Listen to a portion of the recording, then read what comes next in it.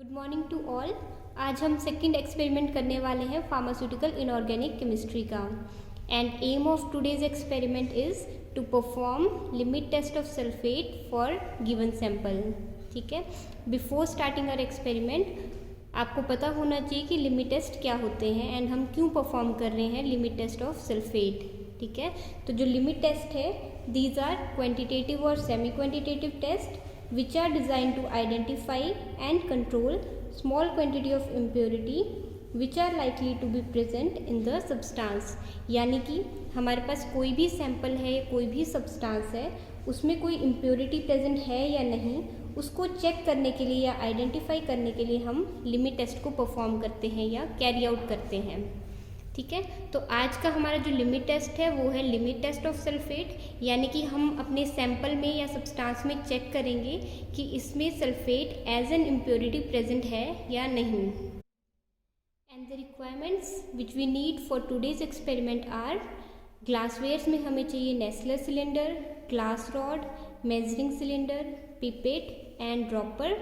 And chemicals में हमें requirement है barium chloride, potassium sulphate, ethanol, dilute hydrochloric acid and sample.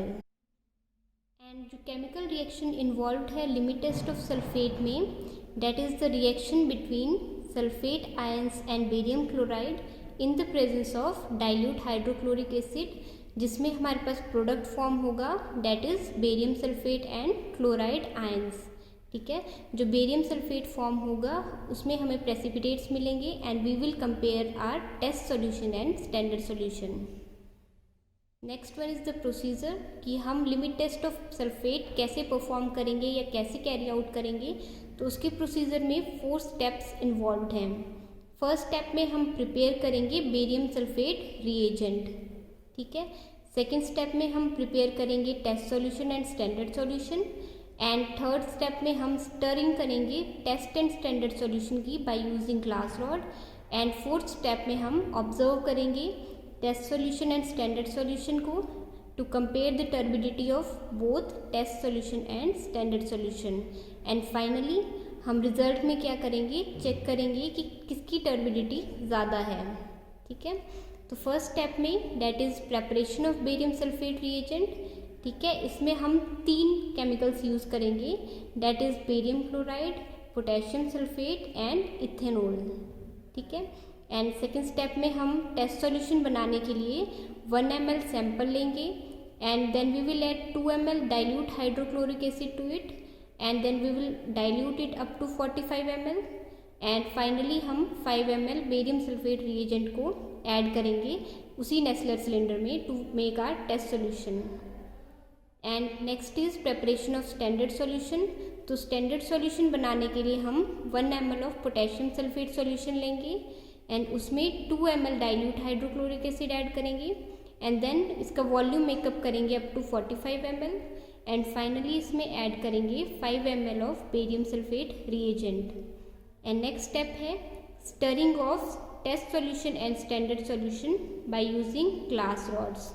And after that हम उसको 5 minutes के लिए साइड में रख देंगे, that is we will keep aside for 5 minutes and after 5 minutes we will observe both of this solution that is test solution and standard solution and compare करेंगे finally turbidity का that is cloudiness कि हमारे जो test solution and standard solution है किसकी cloudiness और किसकी turbidity ज़्यादा है।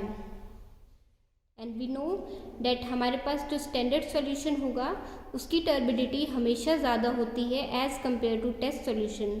इन केस अगर टेस्ट सॉल्यूशन की टर्बिडिटी ज़्यादा आती है स्टैंडर्ड सॉल्यूशन से देन हमारा जो सैंपल है that will fail the limit test of sulphate. Okay, then let's start our experimental section. इसमें हमें जो भी रिक्वायरमेंट्स है एंड हमारा जो भी प्रोसीजर है हम उसको परफॉर्म करेंगे। First of all we will start with the requirements. Glasswares जो भी हम यूज़ करेंगे before using them we have to remember that we should wash all our glasswares with distilled water. ठीक है, जैसे हम नेस्लर सिलेंडर यूज़ कर रहे हैं, हम इनको सबसे पहले डिस्टिल्ड वाटर से वॉश करेंगे. ठीक है, और जो आपके पास नेस्लर सिलेंडर है, these are laboratory glassware with fixed volume. Fixed volume इसमें 50 ml हम यूज़ करते हैं. अप टू 50 ml हम कोई भी क्वांटिटी या कोई भी सॉल्यूशन इसमें यूज़ कर सकते हैं. And these are made up of borosilicate glass. Our next glassware used is glass rod. ठीक है, glass rod is also called stirring rod and इसको हम यूज़ कर रहे हैं टू मिक्स केमिकल्स और सॉल्यूशन. जो भी हमारे पास टेस्ट सॉल्यूशन होगा या स्टैंडर्ड सॉल्यूशन होगा उसको मिक्स करने के लिए हम ग्लास रॉड का यूज़ करेंगे. And our next glassware used is measuring cylinder. Measuring cylinder is also called graduated cylinder and इसको हम यूज़ करते हैं to measure volume of liquid. ठीक है, यहाँ पे आपको मार्किंग दिख रही है, that is 1 ml, 2 ml, 3 ml, it is graduated. ठीक है, हमें जितना भी क्वांटिटी रिक्वायर्ड होगी we can measure by using measuring cylinder. And our next glassware used is pipette. Pipette हम यूज़ करेंगे to measure chemicals like hydrochloric acid है या H2SO4 है. ठीक है, हम उसको यूज़ करते हैं बाय यूजिंग रबर स्टॉपर. ठीक है, दिस इज़ ऑल्सो ग्रेजुएटेड. यहाँ पे भी आपको मार्किंग दिखेगी and it is also made up of borosilicate glass. And our last glassware which we will use is dropper. कोई भी हमें अगर केमिकल ऐड करना है ड्रॉप वाइज, उसके लिए हम ड्रॉपर का यूज़ करते हैं. Then next is the chemicals which we require. ठीक है, फर्स्ट ऑफ ऑल हमारे पास केमिकल है barium chloride, second one is potassium sulphate and third one is ethanol. हमने पढ़ा था अभी कि हमारे पास जो प्रोसीजर है उसमें फर्स्ट स्टेप है preparation of barium sulphate reagent. ठीक है, तो जो हम प्रेपरेशन करेंगे बेरियम सल्फेट रिएजेंट की वो हम इन तीनों केमिकल से बनाएंगे. ठीक है, एंड नेक्स्ट केमिकल हमारे पास जो हम यूज़ करेंगे that is dilute hydrochloric acid. ठीक है, क्योंकि हमें पता है जो हमारे पास रिएक्शन है that is occurring in the presence of dilute hydrochloric acid. And next हमारे पास है सैंपल. ठीक है, सैंपल हमारे पास हम कोई भी यूज़ कर सकते हैं जिसमें हमें चेक करना है कि उसमें sulphate as an impurity present है या नहीं. ठीक है, तो उसके लिए हम सोडियम कार्बोनेट भी यूज़ कर सकते हैं सैंपल सॉल्यूशन बनाने के लिए, या हम सैंपल में डाइसोडियम टेट्राबोरेट डेकाहाइड्रेट को भी यूज़ कर सकते हैं एज आर सैंपल, या फिर नॉर्मल ग्लूकोज को भी हम यूज़ कर सकते हैं एज एन सैंपल. ठीक है, तो चेक करने के लिए कि हमें सैंपल कौन सा यूज़ करना होता है, हमें हमेशा अपने सैंपल की डिस्क्रिप्शन देखनी होती है. ठीक है, फॉर एग्जांपल जैसे हमारे पास बोरेक्स है ये. ठीक है, तो बोरेक्स की अगर हम स्पेसिफिकेशन चेक करेंगे, यहाँ पे यू कैन सी डैट इसके असे में यहाँ पे मैंशनड है कि सल्फेट प्रेजेंट है एज एन इम्प्योरिटी 0.002%. ठीक है, तो हमें पता है कि बोरेक्स में sulphate as an impurity present है. ठीक है, बट वो इम्प्योरिटी कहीं इस अमाउंट से ज़्यादा प्रेजेंट तो नहीं है, उस चीज़ को चेक करने के लिए हम लिमिट टेस्ट कंडक्ट कर रहे हैं. ठीक है, सिमिलरली आपके पास ग्लूकोज का बॉक्स है, इसमें भी ऑलरेडी मैंशनड है कि सल्फेट प्रेजेंट है 0.02%. ठीक है, तो हम इसको भी एज एन सैम्पल यूज़ कर सकते हैं. And for today's practical I am using sodium carbonate anhydrous as our sample. Okay, then now we will perform our first step, that is preparation of barium sulfate reagent. ठीक है, इसके लिए हमें 3 requirements चाहिए, that is barium chloride, potassium sulfate and ethanol. इनकी quantities है barium chloride is 15 ml and ethanol is 20 ml and potassium sulfate solution is 5 ml. ठीक है, एंड जो भी हमारे पास वॉल्यूम रहेगा टू मेकअप 100 ml उसको हम डिस्टिल वाटर से कंप्लीट करेंगे. So first of all I will add barium chloride solution.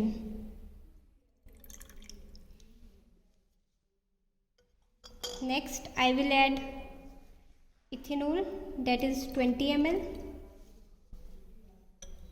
and next is potassium sulfate, that is 5 ml.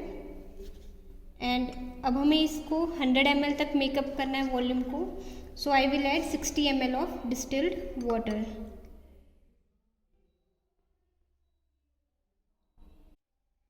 So our barium sulfate reagent is prepared. As you can see, हमें test solution and standard solution बनाने के लिए दोनों में हमें 5 ml of barium sulphate reagent add करना होता है. And we have prepared our barium sulphate reagent, that is 100 ml barium sulphate reagent. Now we will perform our step 2, that is preparation of test solution and standard solution. ठीक है, सबसे पहले हम क्या करेंगे, मार्किंग करेंगे test solution and standard solution on Nessler cylinder. ठीक है, उसके बाद हमने प्रोसीजर में पढ़ा था कि टेस्ट सॉल्यूशन बनाने के लिए हमें 1 ml सैंपल ऐड करना है. ठीक है, तो मैं 1 ml सैंपल ऐड कर रही हूँ.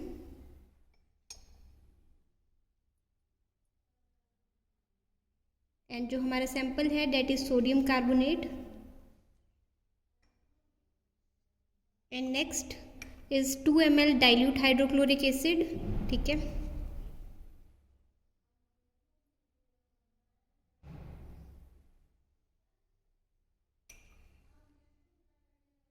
And next is addition of distilled water up to 45 ml. I will add distilled water up to 45 ml.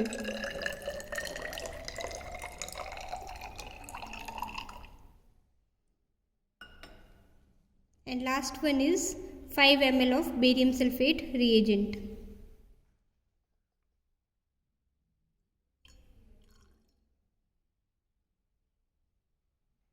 इसमें जो अमाउंट रहता है I will make up the volume by using distilled water up to 50 ml.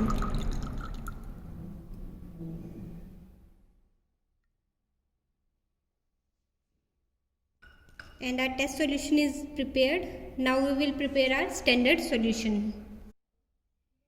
Then हम standard solution बनाने के लिए 1 ml of potassium sulfate solution add करेंगे.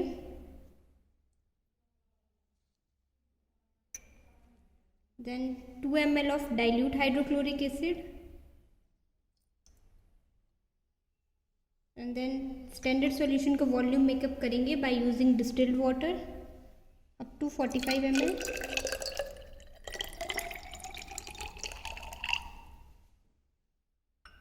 And last में हम ऐड करेंगे 5 ml of barium sulphate reagent.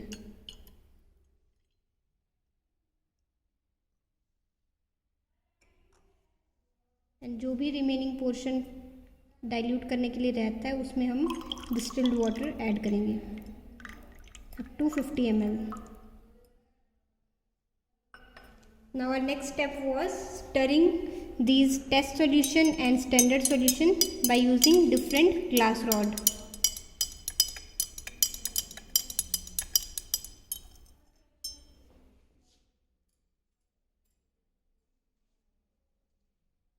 I am using separate glass rods for stirring this solution.